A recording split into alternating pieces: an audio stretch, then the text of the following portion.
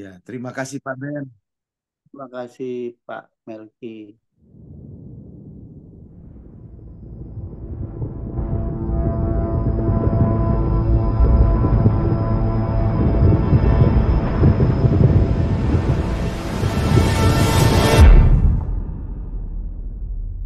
To him, even silence is praise.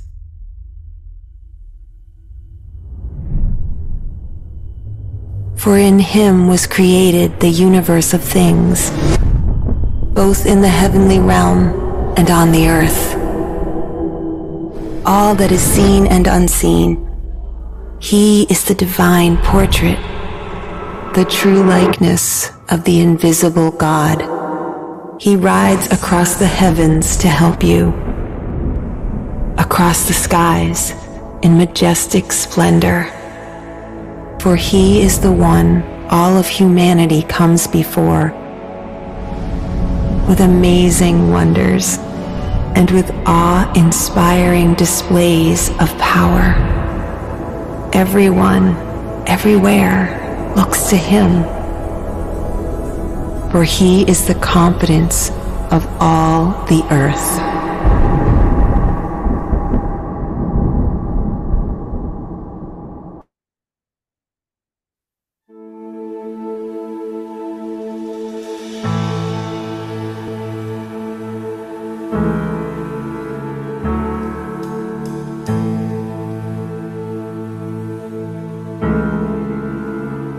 I cast my mind to Calvary, where Jesus bled and died for me.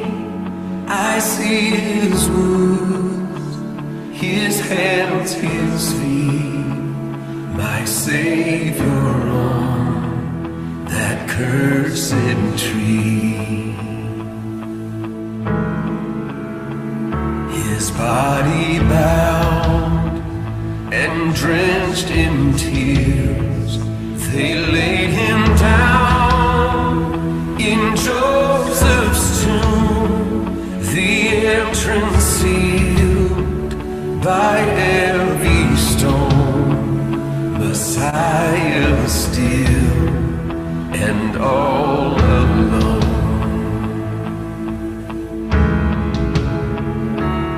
Oh, praise the name of the Lord our God. Oh, praise his name forevermore. For endless days we will sing your praise. Oh Lord our God. Then on the third, at break of dawn, the Son of Heaven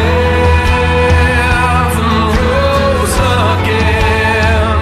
Oh, trample death, where is your sting? The angels roar for Christ the King.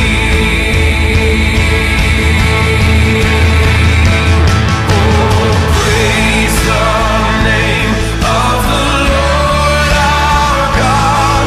Oh, praise his name forevermore. For endless days we will sing your praise. Oh Lord our God. He shall return in robes of light.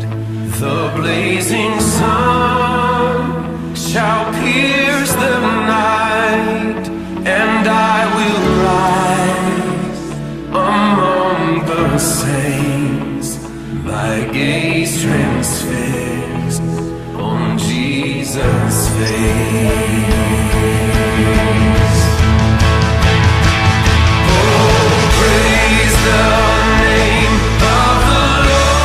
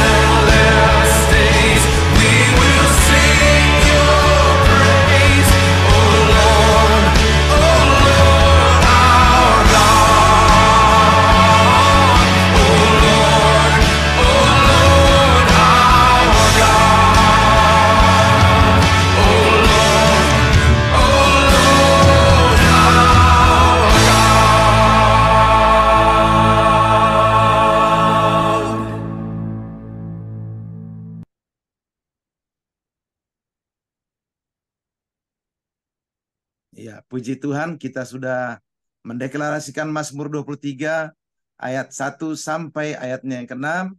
Kita sudah berdoa dan memuji menyembah Tuhan. Waktu selanjutnya kita akan siapkan hati kita untuk diberkati lewat kebenaran firman Tuhan yang akan disampaikan oleh hambanya Bapak Wilson pribadi.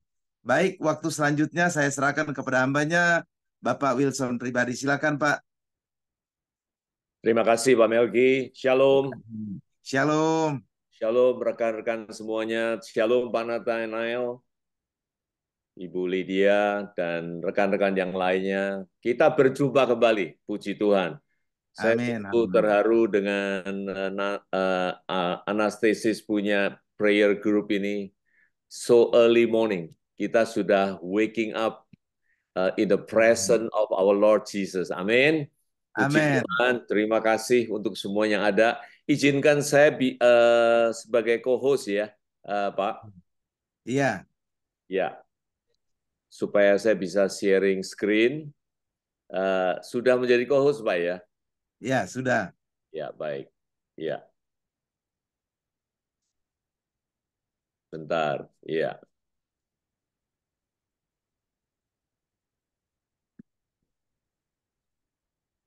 Udah, Pak ya? Ada tayangan? Sudah ada, Pak. Sudah. Oke, ya. Ya. Baik. Terima kasih Bapak Ibu yang dalam kasih Kristus.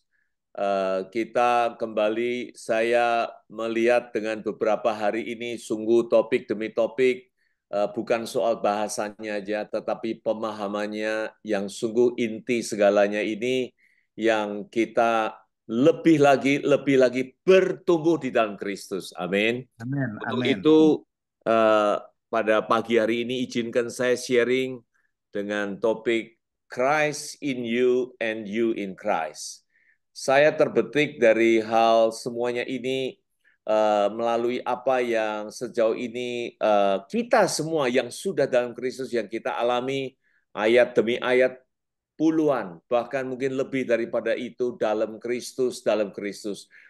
Pahamilah Bapak Ibu, dalam kasih Kristus pagi hari ini, arti sesungguhnya dan apa yang Tuhan inginkan di dalam benah pikiran Bapa dan Allah Roh Kudus itu sendiri untuk kita benar-benar untuk membetik, untuk memahami, untuk mencamkan semua ini dengan baik, supaya perjalanan hidup kita bersama Dia sungguh indah dan sungguh dilawat dengan dahsyat segala kepenuhannya yang meliputi di tengah-tengah hidup setiap kita semua. Nah, sebagai awal, senantiasa saya sering ingatkan dan sebagai penekanan dalam sharing ini, terbetik dari Ibrani 5 ayat 12. Dari sudut waktu, ini kita semua ada di dalam lingkup komunitas yang cukup di dalam wawasan pengenalan soal Tuhan, juga para senior yang ada sama-sama, yang sudah begitu lama ada di dalam kepercayaan kita, iman dalam Yesus Kristus.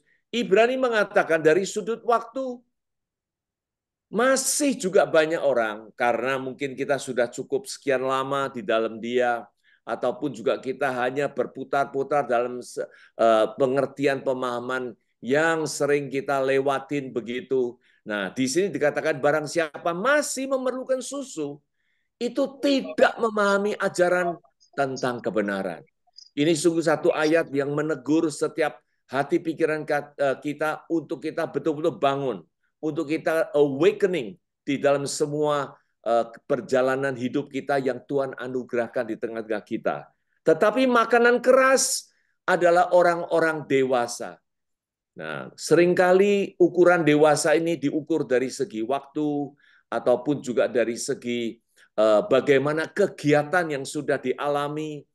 Dulu saya ingat sekali sewaktu percaya dengan Tuhan, begitu mengobar-ngobarkan hati percaya kepada Tuhan, cinta kepada Tuhan, untuk mulailah dari bagaimana mulai bisa berdoa, melayani, dan akhirnya bertumbuh, terus di dalam lingkup ini semuanya dengan segala akal budi yang saya miliki sendiri, untuk semua kegiatan-kegiatan tercurahkan di seluruh waktu yang ada, sama-sama dengan rekan-rekan dalam jaringan doa, untuk memimpin doa pertama kali seluruh denominasi dikumpulkan dan akhirnya di dalam Gelora Bung Karno waktu itu pertama kali diadakannya, kemudian berlanjut sekian kali, 400 kota dikumpulkan menjadi satu, berdoa bersama-sama semuanya. Nah, inilah yang saya anggap sebagai seorang dewasa yang makin bertumbuh. Namun, berjalannya dengan waktu itu, mulailah terbetik dalam pikiran saya. Saya merasa kekosongan dalam hati pikiran saya. Apakah ini pertumbuhan yang diinginkan oleh Tuhan? Nah, di sini dewasa yang dikatakan, kita boleh melihat dari The Passion Translation Bible, di situ terjemahnya dengan jelas mengatakan dewasa yang diartikan oleh Tuhan di dalam apa tulisan firman, tidak lain adalah spiritual senses in Christ. Di dalam Kristus kita mungkin banyak wawasan, pengertian soal dialah seorang sosok yang begitu hebat.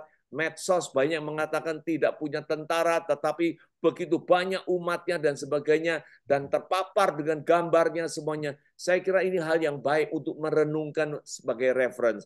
Tetapi sesungguhnya yang Tuhan inginkan yaitu mengerti, untuk memahami Kristuslah di dalam ranah seluruh pemahaman rohani ini. Spiritual senses in Christ, inilah yang bertumbuh, yang Dia inginkan untuk kita lewati semua. Maka itu ayat selanjutnya setelah itu mengatakan, now is the time.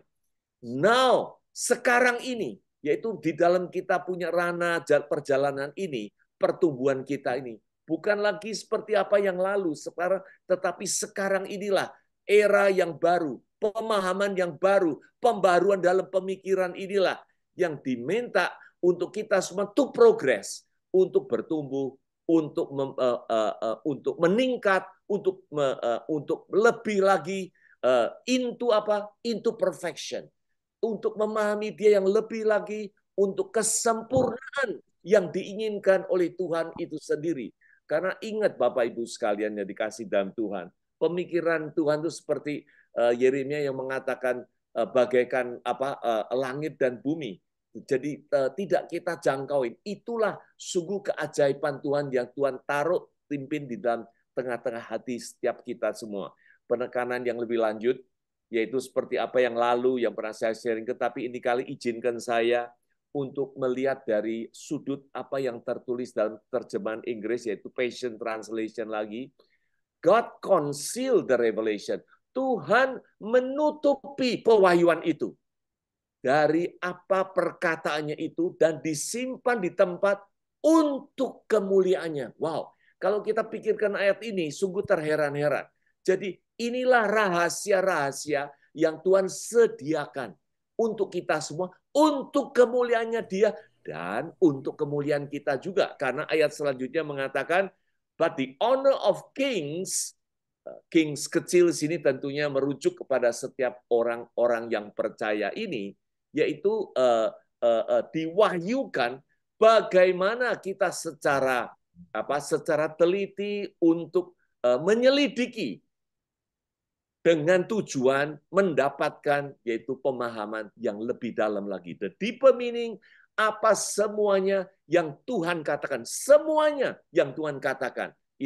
Ini terkandung di dalam semua hal inilah supaya kita sungguh memiliki hal-hal yang begini karena sebab Tuhan menginginkan kita menjadi muridnya, bahkan menjadi mempelainya. Nah, inilah semua hal-hal yang perlu kita sungguh tingkatkan pertumbuhan kita di dalam Dia. Nah, penekanan yang lain adalah kita semua sudah tahu Allah itu adalah roh.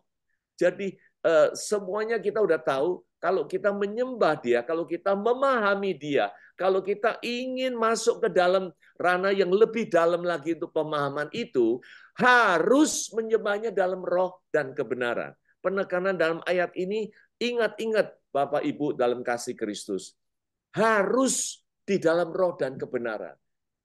Bukan lagi seperti ranah duniawi, bukan lagi ranah jasmani, bukan lagi ranah apa yang kasat mata yang bisa lihat, tapi sungguh kata-kata harus ini merepresentasikan tidak ada alternatif lain, tidak ada kemungkinan lain, hanya di dalam roh dan kebenaran itu. Nah, mari kita semua merujuk dari semua berbagai penekanan, sebagian penekanan yang disampaikan, kita mari sharing pagi hari ini bukannya untuk bagaimana menggurui, bukan. Mari kita sharing bersama, kita bertumbuh bersama, kita dikuatkan bersama-sama di dalam Tuhan. Amin.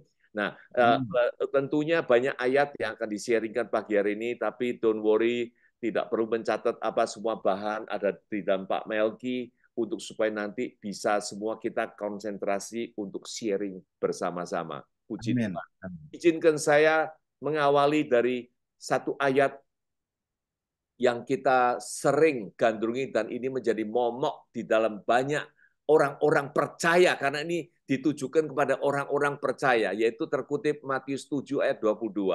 Pada hari terakhir banyak orang berseru, Tuhan, Tuhan, bernubuat demi namamu, mengusir setan, bahkan di sini dikatakan mengadakan banyak mujizat demi namamu juga. Ini adalah hentakan, ini adalah seruan, ini adalah klaim, ataupun mengeluh, ataupun ingin menyatakan dirinya ini. Tetapi Tuhan menjawab, pada waktu itu aku akan berterus terang kepada mereka, berkata, aku tidak pernah mengenal kamu. Mengenal dalam arti tulisan sesungguhnya, bahasa aslinya tidak lain adalah ginosko, yang nanti kita akan jabarkan lebih lanjut. Enyaklah dari hadapanku. Ini semua ayat sungguh menjadi satu pemahaman yang perlu kita renungkan dengan baik. Kenapa di dalam hal ini sudah melakukan, sudah mengadakan segala pelayanan yang begitu hebat, yang begitu dahsyat, dan banyak orang mengikutinya. Oleh karena apa? Mujizat yang terjadi, oleh karena semua nubuatan yang telah disampaikan, yang menjadi berkat banyak orang. Ya, tentunya dalam hal ini, oleh karena apa? Tuhan ingin membela firman-Nya untuk menyatakan kebenarannya itu. Tetapi sesungguhnya bagi pribadi itu sendiri, Tuhan katakan, enyaklah dari hadapanku. Aku tidak pernah mengenalmu.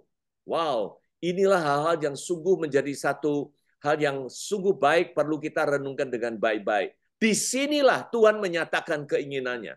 Disinilah sesungguhnya Tuhan ingin establish relationship dengan siapa? Dengan orang-orang yang percaya kepada Dia. Tidak sekedar hanya apa yang dilakukan hal itu semuanya, tetapi lebih daripada itu. Mari kita sharing bersama-sama. Nah, di dalam ayat yang lain pun juga teguran dari Tuhan Yesus sungguh nyata. Matius 15 ayat 8, memuliakan aku dengan bibirnya, tetapi hatinya jauh daripadaku. Nah, kalau kita merujuk dari ayat sebelumnya dan semuanya, ini tidak lain, Tuhan yang menyampaikannya ini, tidak lain karena berhubungan dengan apa? Berhubungan dengan sesungguhnya ada oleh karena kepentingan tertentu, kepentingan pribadi ini, dan akhirnya mengabaikan firman Tuhan, ketentuan firman Tuhan. Mungkin bisa direnungkan lebih lanjut. Nah, inilah hal-hal yang perlu kita was-was untuk mengerti apa yang Tuhan sesungguhnya menginginkan kita ini yang ada di dalam Dia ini. Nah, terbetik dengan hal yang kata-kata yang sama, Yohanes 1 ayat 10 pun mengatakan, Ia telah ada di dalam dunia ini. Dunia ini dijadikan olehnya. Dengan firman-Nya inilah terbentuk semuanya alam semesta ini sesuai dengan apa yang dari kitab Kejadian. Inilah semua Allah Tuhan itu sendiri yang telah menyatakannya, yang telah menjadikannya. Tetapi dunia ini tidak mengenalnya. Sekali lagi di sini mengatakan dengan mengenalnya, dengan memakai kata-kata ginosko. Banyak hal yang lain. Mengertikah engkau maksud sesungguhnya, yaitu keinginan Tuhan tidak tertulis di sini, yaitu belas kasihan tetapi bukan korban persembahan. Nah, mengenal, mengerti maksudnya, ini semua pun merujuk dengan kata-kata ginosko ini. Nah, apa gerang dari Tuhan Yesus yang sungguh begitu tegas, begitu nyata, menginginkan arahan kita ini perjalanan hidup, dan khususnya yaitu hubungan dengan Dia dalam pertumbuhan rohani kita masing-masing semuanya itu.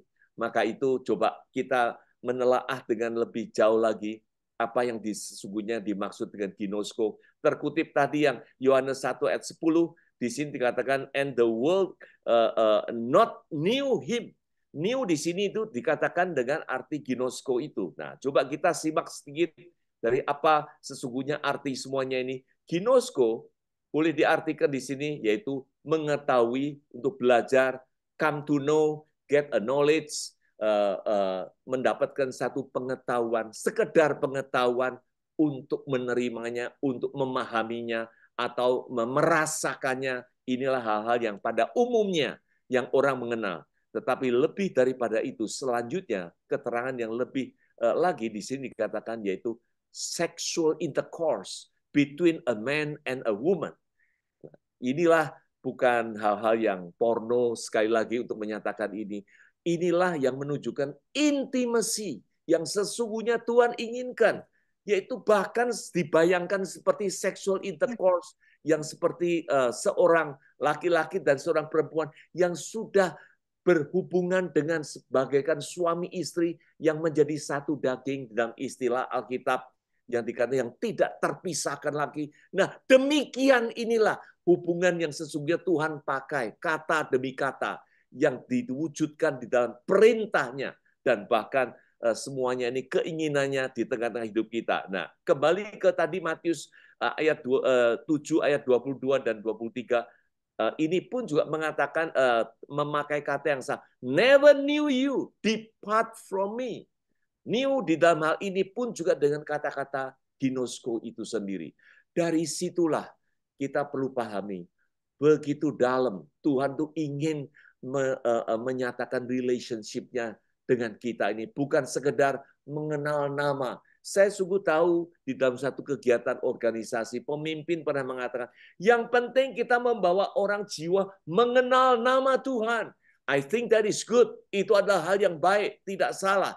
Tetapi bukan sampai situ saja Bapak Ibu dalam kasih Tuhan. Kita ingin membawanya lebih, dan bertumbuh.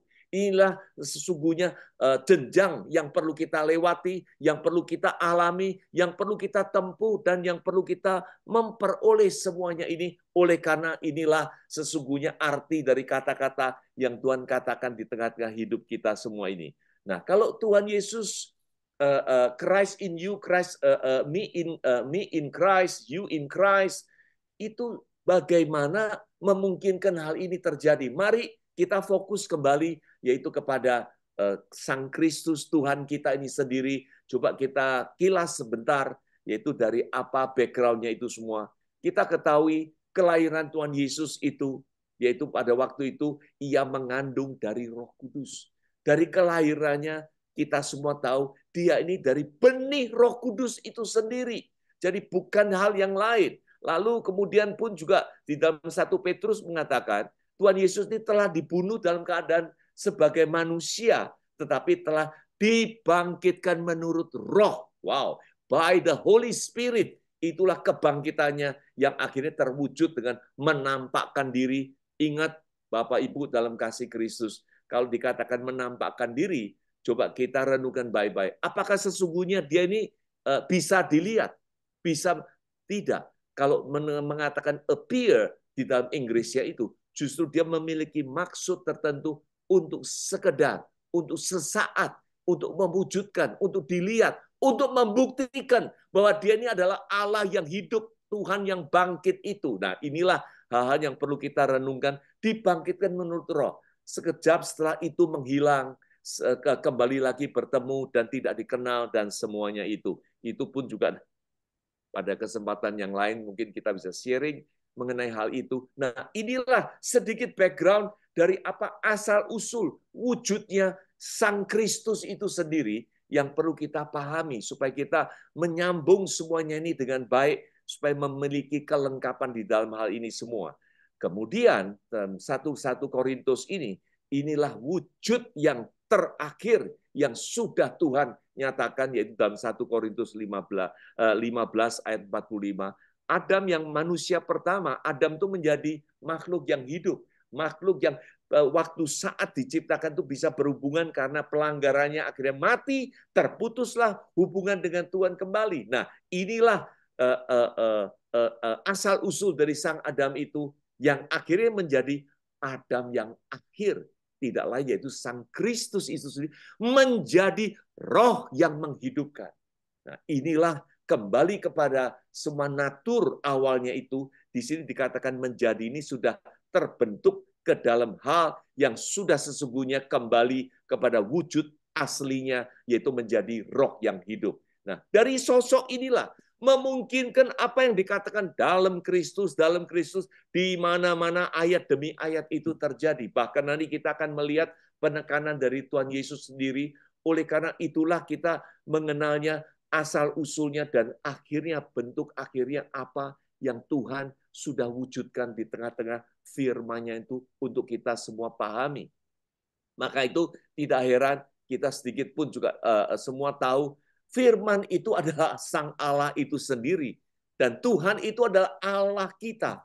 Kalau kita merujuk dari semua ayat ini, jelas sudah Tuhan Allah adalah identik yang sama. Tuhan itu Esa.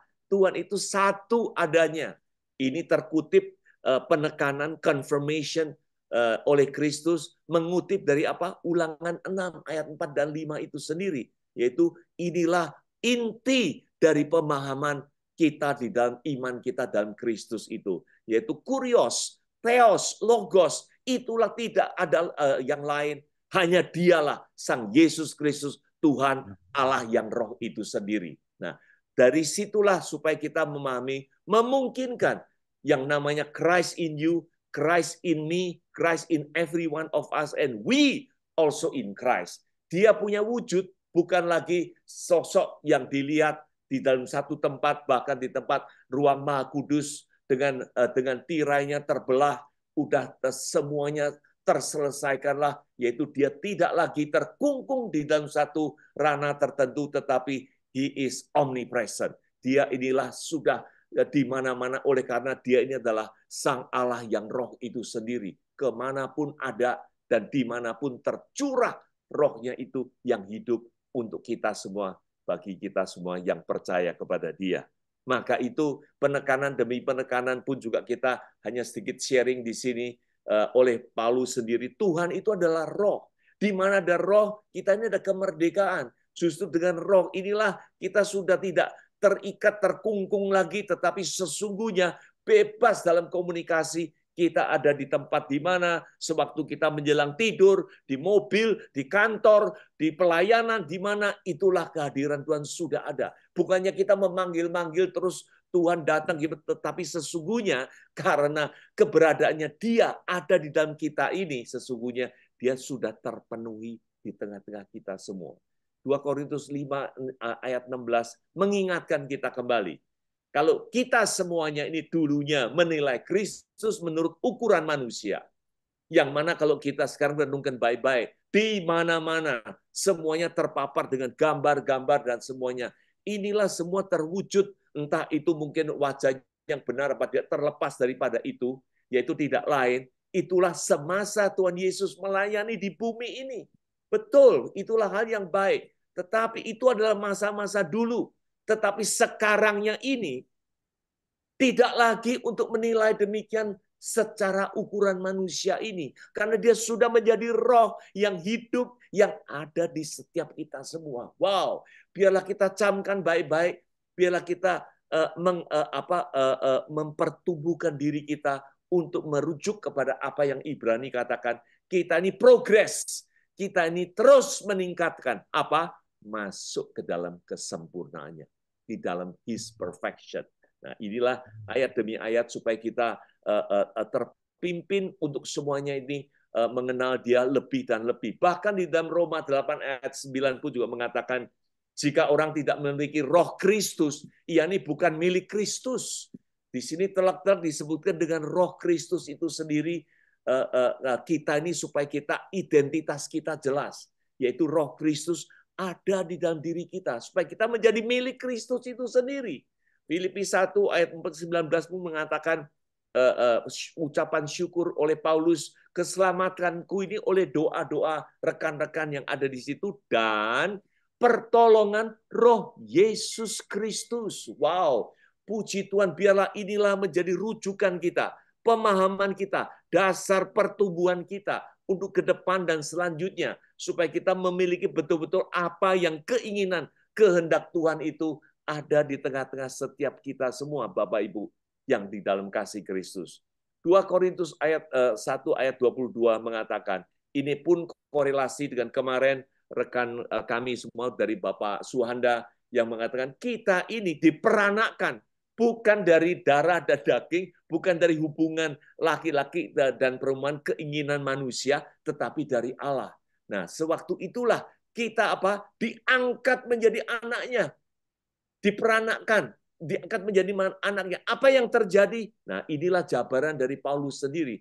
Memeteraikannya sebagai tanda miliknya itu apa? Dengan memberikan Roh Kudus di dalam hati kita semua sebagai jaminan. Jaminan apa? Yaitu jaminan untuk kekekalan, untuk keselamatan, untuk pimpinan. Kita diangkat, kita dinobatkan dari apa? Dari orang manusia yang daging menjadi manusia rohani. Manusia roh, inilah status oleh karena pemberian anugerah Roh Kudus sewaktu Tuhan memeteraikannya menjadi miliknya itu. Memungkinkan kita apa? Seperti Galatia 6 ayat 8 mengatakan, sewaktu kalau kita menabur hanya kembali daging dan daging dan daging, itu kita akan menuai kebinasaan. Bapak Ibu dalam kasih Kristus.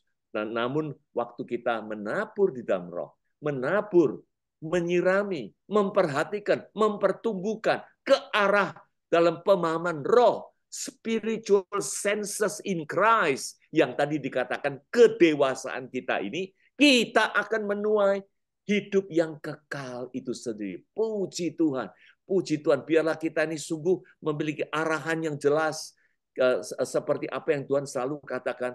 Janganlah kita menengok ke belakang, tetapi kita merujuk untuk bertumbuh ke depan, ke depan, ke depan, supaya kita sungguh memiliki hati yang makin intim bersama dengan Yesus Kristus Tuhan itu sendiri. Bukankah ini menjadi peringatan bagi setiap kita semua untuk kita miliki bersama? Puji Tuhan, puji Amin. Tuhan.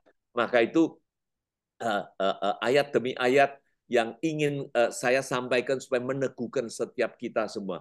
Tuhan sudah jauh-jauh, Tuhan Yesus firman-Nya sendiri mengatakan, barang siapa makan dagingku, minum darahku. Ini tidak lain adalah Tuhan ingin supaya kita nih ibaratkan dengan simbolik ini apa? Betul-betul sesungguh-sungguh percaya kepada Dia. Makan dagingnya, minum darahnya, penebusannya itu. Semua makna-makna itu kita pahami dengan baik. Bagaikan makan, minum ini, dan sesungguhnya inilah terjadi, Ia tinggal di dalam aku, dan aku ada di dalam Dia. Inilah status-status yang Tuhan ingin supaya kita berjenjang untuk naik kepada status yang demikian rupa ini. Sesungguhnya kita sudah memiliki Dia, dan Dia ada di dalam kita. Yohanes 15 bahkan dikatakan, kalau kita semua udah tahu, Dialah pokok yang anggur itu, kita ini ranting-rantingnya saja. Barang siapa tinggal di dalam aku dan aku dalam dia, ia berbuah banyak. Kalau yang namanya ranting itu all of the supply, semuanya apa yang dikirim, yang sebagai sumber, apa yang mempertumbuhkannya, semua berkat, semua awal ini semua adalah dari pokok sang anggur itu. Untuk kita bisa berbuah banyak. Makin kita melekat, makin banyak buahnya itu. Nah, ayat selanjutnya bahkan dikatakan, kalau di luar dari Kristus, nah bahkan itu akhirnya akan dipotong menjadi kering dan dibakar dan semuanya. Inilah hal-hal konsekuensi yang perlu kita miliki untuk kita bawakan seluruh pemahaman ini kepada jemaat, kepada komunitas, kepada rekan-rekan di mana kita ada, kepada semuanya kepada komunitas di gereja di mana ada sebagai pemimpin, untuk membawakan, men-sharingkan, memberitakan pertumbuhan demi pertumbuhan untuk pengenalan akan Dia. Bukan lagi soal aku yang mungkin saya sering mengatakan kepada rekan-rekan, kita di dalam Tuhan ini bukan soal encouragement, bukan soal lagi pemberitaan soal motivational, bukan lagi soal entertainment bahkan karena sang akunya inilah mendapatkan sesuatu yang baik, yang dikuatkan. Aku. It's no longer about me. Bukan lagi soal aku-akunya ini. Biarlah kita kembali untuk mengenal Dianya ini terlebih dahulu. Lebih dan lebih dan lebih. Itulah arah yang sesungguhnya. Makanya tidak lain tidak heran ayat yang dari awal Tuhan mengatakan apa? Sangkalah dirimu untuk memikul salib, untuk mengikut aku. Bukan lagi perhatian kepada kita, tetapi kepada Dia ini loh, ajakannya ini. Karena kita ini apa? Di dalam Roma 3 dikatakan manusia ini gagal. Di dalam segala hal tidak ada yang bisa menyelesaikan atau patut untuk diterima oleh Tuhan. Tidak ada yang sungguh-sungguh cari Dia. Semua, bahkan semua uraian bentuk manusia sesungguhnya semua terurai dari situ. Beranjak dari situlah supaya kita menyadarinya. Makanya Tuhan inginkan supaya kita mohon senantiasa di dalam belas kasihannya. Bukan menunjukkan apa kebolehan kita untuk memberikan korban persembahan dengan lebih banyak, lebih baik dan sebagainya. Diukur dari semuanya, ukuran jasmaniah maupun juga dengan ukuran fisik yang senantiasa dunia ini gandrungin di dalam aspek ranah itu. Tetapi sesungguhnya Tuhan inginkan supaya kita ini betul-betul ada di dalam Dia. Nah, inilah semuanya adalah hal-hal yang perlu kita renungkan sama-sama. Nah, untuk itu kita jangan khawatir. Karena apa? Yaitu roh kebenaran. Kebenaran itu kita tahu tidak lain adalah Sang Kristus itu sendiri, Tuhan Yesus Kristus itu sendiri, yaitu yang menyertai kita, diam di dalam kamu. Ayat demi ayat itu Tuhan ingin bersemayam di dalam tengah-tengah kita. Bahkan dikatakan kita ini tidak tahukah bahwa kita ini adalah bait Roh Kudus, bait sucinya. Nah, ini semua ini adalah memperkuatkan kita semua supaya arahan kita jelas merujuk kepada apa yang menjadi kehendaknya di tengah-tengah hidup kita semua. 1 Korintus 6 ayat 17 bahkan dikatakan siapa yang mengikat diri pada Tuhan, karena kita orang percaya kita mengikat diri kepada Dia. Tahukah kita ini adalah satu roh dengan Dia. Yang terdalam yaitu dibentuk dalam roh ini sudah menyatu dengan Dia. Bahkan seperti tadi yang saya sempat katakan, kita ini bukan sekedar, kalau dulu sebutan di dalam perjanjian lama hamba Tuhan, yaitu apa yang menjadi itunya, dan akhirnya perjanjian baru meningkat menjadi sepekerja, ya kan, menjadi diangkat menjadi anaknya, bahkan akhir-akhirnya sampai status kita ditingkatkan menjadi mempelai. Ini semua sudah tertulis dengan jelas supaya kita renungkan untuk kita menemukan alur dari pertumbuhan-pertumbuhan yang sungguh Tuhan inginkan untuk kita semua ketahui. Karena apa? Kita sudah satu roh di dalam Dia untuk kita ketahui lebih dalam, dan lebih lagi. Nah, untuk itu pada akhir-akhir dari semuanya ini, mari kita renungkan 2 Korintus sesungguhnya adalah ayat yang kunci dari semuanya ini. Ujilah dirimu. Apakah tetap tegak di dalam iman? Iman inilah terukur dengan bagaimana kita sejauh ini pertumbuhan kita ada di dalam Kristus. Kristus ada di dalam diri kita. Apa kamu tidak yakin bahwa Yesus Kristus ada di dalam diri kamu? Christ is in you, is in me, and in every one of us. And we all also in Christ. Ini satu hubungan yang begitu erat yang dimasukkan dengan ginosko itu, yaitu hubungan yang sungguh melekat menjadi satu. Untuk itu dimungkinkannya, untuk itu oleh karena Tuhan Yesus adalah Tuhan Kristus yang Sang Roh itu sendiri memungkinkan semua ini ada di setiap hati pikiran kita semua. Nah, jika tidak demikian kamu tidak tahan uji. Wow.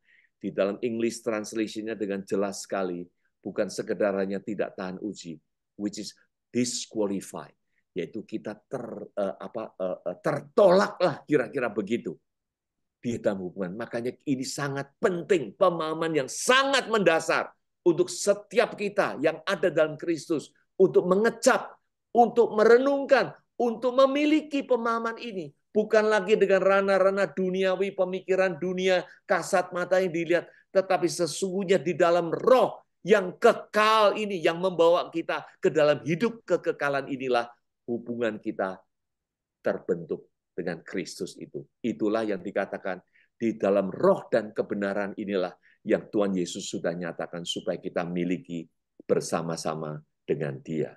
Maka itu seperti kemarin Pak Melki juga sudah sebutkan, saya mengingat ayat ini penting sekali untuk disampaikan.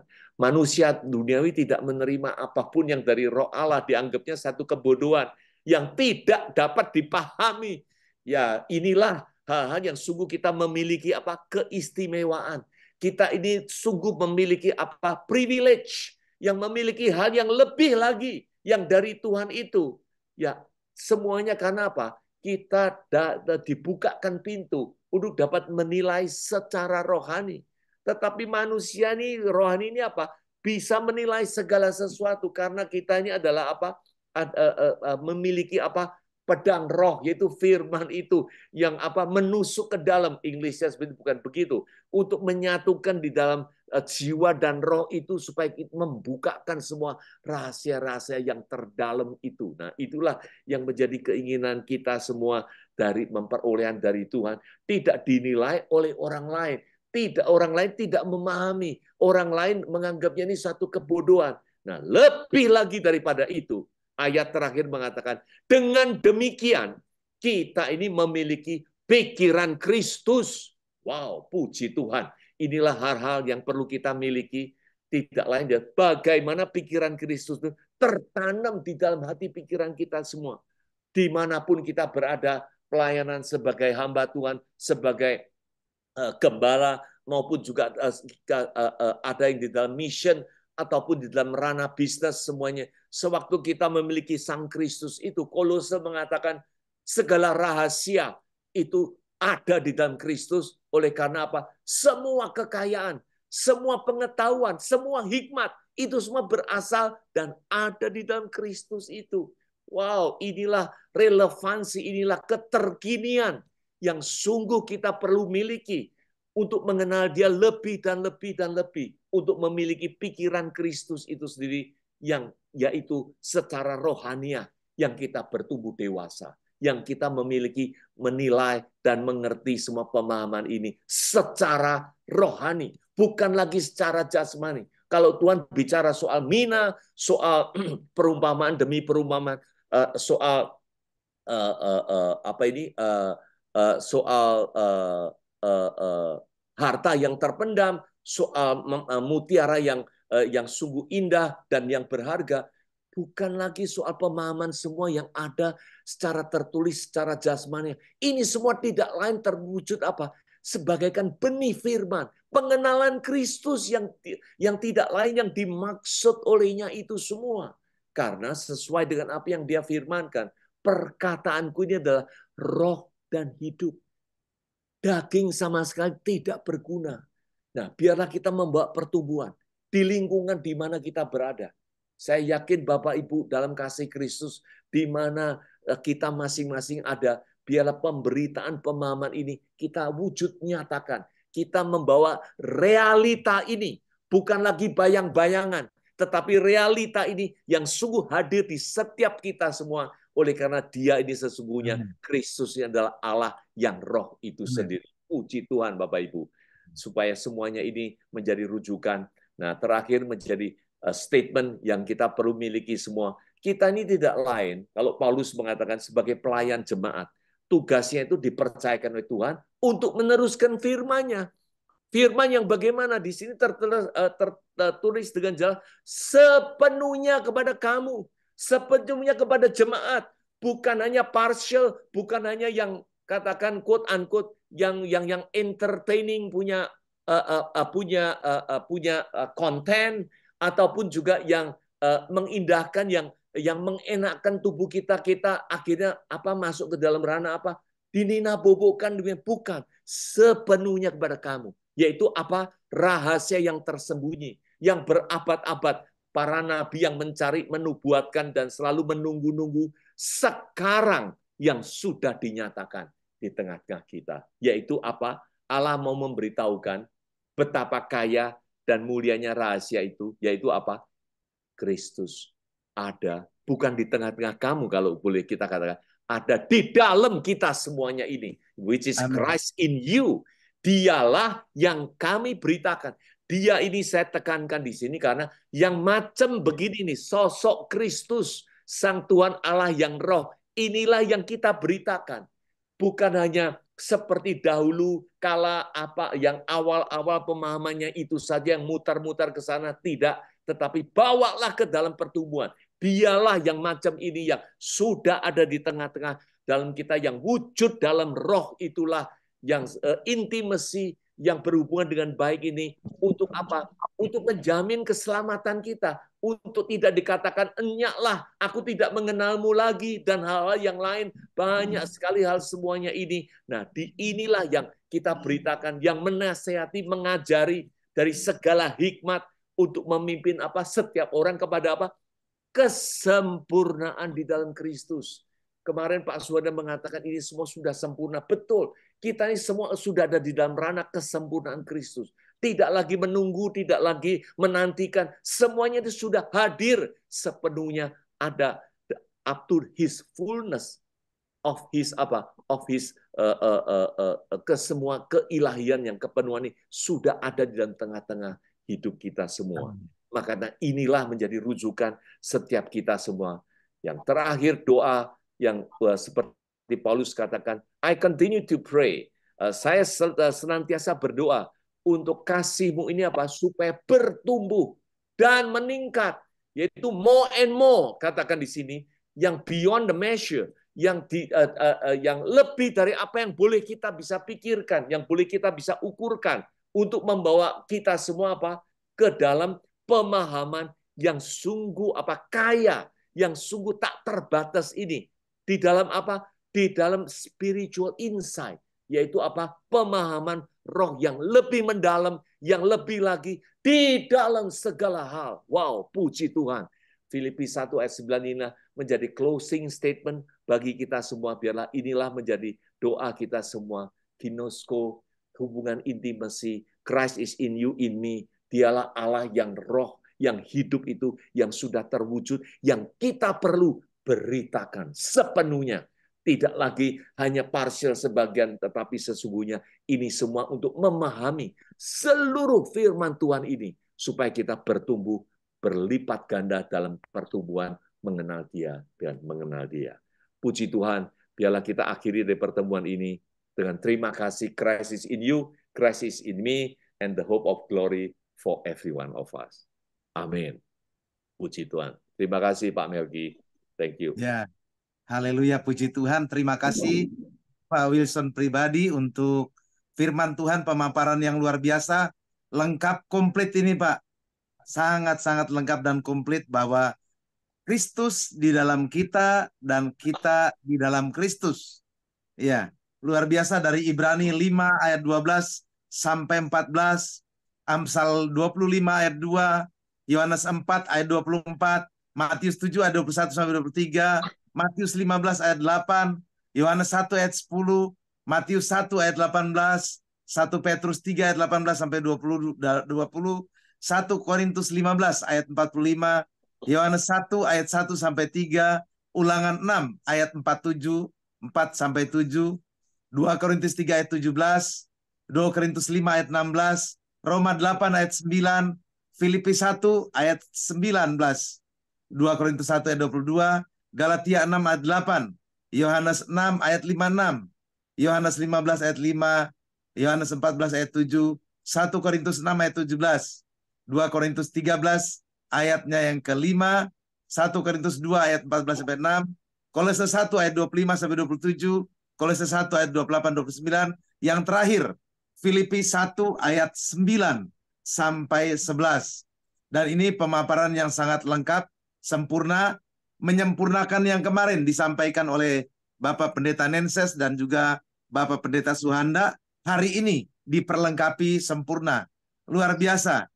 Saya sangat-sangat diberkati karena di sini di ayat 2 Korintus 3 ayat 13, ayat 5, ujilah dirimu sendiri, apakah kamu tetap tegak di dalam iman. Selidiklah dirimu, apakah kamu tidak yakin akan dirimu bahwa Kristus Yesus ada di dalam diri kamu. Sebab jika tidak demikian, kamu tidak tahan uji. Ini luar biasa bahwa memang kita harus ada Kristus di dalam kita dan juga kita di dalam Kristus. Karena di luar aku, kamu tidak dapat berbuat apa-apa. Itu firman Tuhan luar biasa menyadarkan, mengingatkan kita bahwa kita harus tetap ada di dalam Kristus dan Kristus tetap ada di dalam kita supaya kita boleh berbuah-buah dengan lebat. Artinya kita